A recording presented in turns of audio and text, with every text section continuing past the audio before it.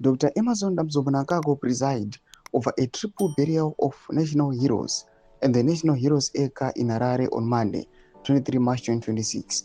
Zarapinda mashoko chitiko chiri kushamisa panguva ino chiri kuonekwa kunzi nemapuwa struggles ari kuitika nawo dzema-constitutional amendments nawo dziri kuonekwa kunzi dzematongero enyika dziri kupisa dziri kutsviridza nyika yeZimbabwe, and at the same time the rate yatiri kuona kuti magenerals nema-retired generals yaari kutsakatika nayo ekutoshamisa ndokuva subscribe olaikaita on the bell icon.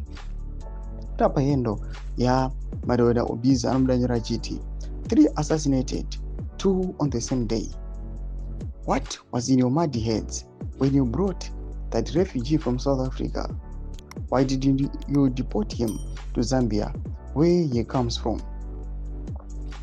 Quote, Dr. Emerson Damso Mnangagwa preside over a triple burial of national heroes at the National Heroes Acre in Harare on Monday, 23 March 2026.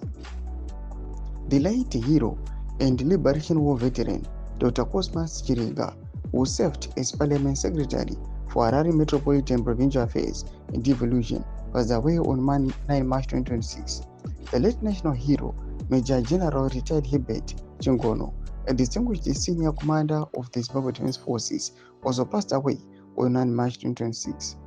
The late national hero Comrade Elson Mupamaonde, a veteran of the liberation struggle, died on 3 March 2026. Developments aripo mhuri yeZimbabwe panguva ino kuri kuonekwa kunzi the situation yavo munyika yeZimbabwe yakutoda kuti vanhu vanyatsozvichenjerera vaone kuti decision yavari kutora panguva ino pari kuonekwa kunzi pane nhau dzema-constitutional amendments dziri kuitika. Vari kuda kuti vagari munyika yeZimbabwe vanyatskuita direct contribution ngavaiti vakangwara just because they might suffer aiwa kusvika neusikaperi. Pinda comment section medu zvafungiro aimotudi pamusoro pechitiko ichi. So subscribe or like, chit on the bell icon.